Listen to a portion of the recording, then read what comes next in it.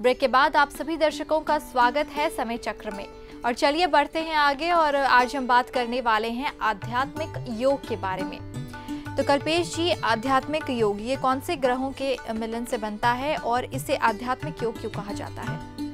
आज आध्यात्मिक योग की बात करते हैं तो पहले तो आपको बता दूं आध्यात्मिक योग तो बहुत सारे हैं, लेकिन आज हम बात करेंगे गुरु और शनि के आध्यात्मिक योग की।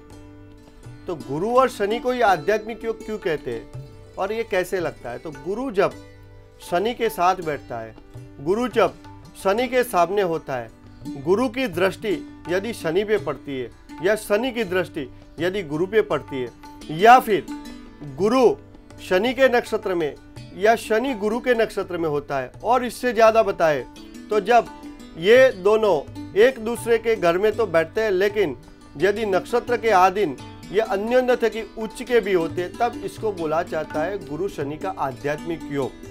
गुरु की बात आती है तो आपको मैं पहले बता दूं कि जो अपनी कुंडली होती है उसमें मेष लग्न से हम बात करते हैं काल पुरुष में।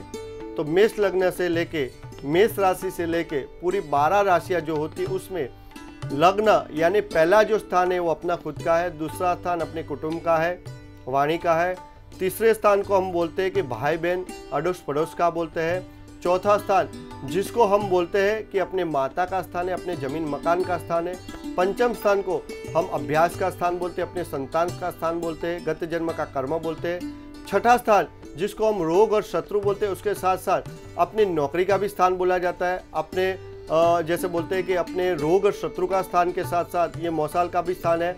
इससे सप्तम स्थान की बात करते हैं तो पत्नी स्थान बोला जाता है, अपने भार्या स्थान बोलते हैं इसको, सप्तम स्थान यानी अपनी साझेदारी का भी स्थान बोलते हैं, और अष्टम स्थान जिसको हम आकस्मिक लाभ तो बोलते हैं लेकिन उसको मृत्यु स्थान भी बोलते हैं और उसको हमारा आयुष्य स्थान भी बोला जाता है।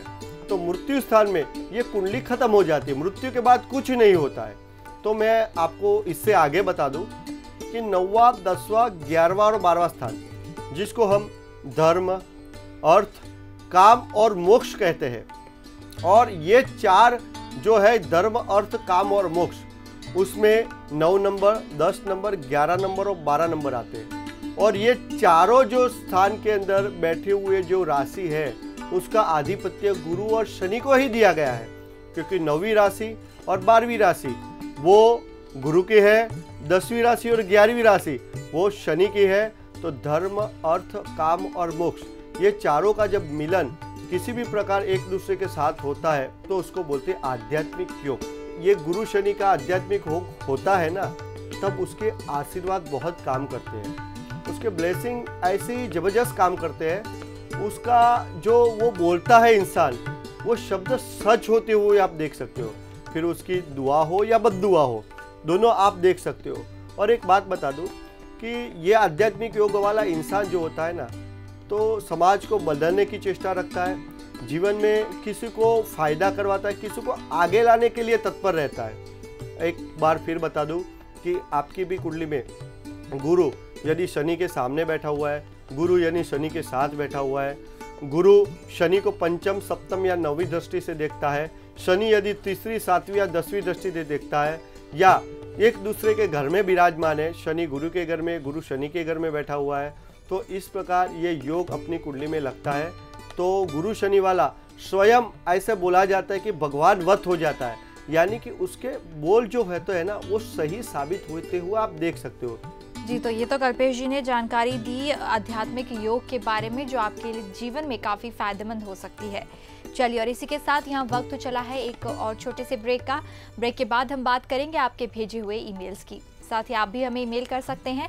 हमारा ईमेल आईडी है kalpeshupadhyay41@yahoo.in, और साथ ही सब्जेक्ट में लिखिए समय चक्र, अपनी जन्म तिथि, जन्म समय और जन्म स्थान लिखकर अपना प्रश्न पूछिए। कल्पेश जी उसका जवाब आपको जरूर देंगे। फिलहाल वक्त एक छोटे से ब्रेक का, हम जल्द हाजिर हो रहे हैं। आप कहीं मत जाइए, बने रहिए हमारे साथ।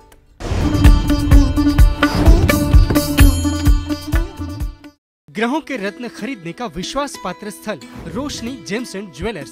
ग्रहों के रत्न खरीद करें सर्टिफिकेट और बाय बैक गारंटी के साथ। आपकी किस्मत चमकाएं। Roshni gems and jewellers, Ahmedabad. Mobile 9904900300।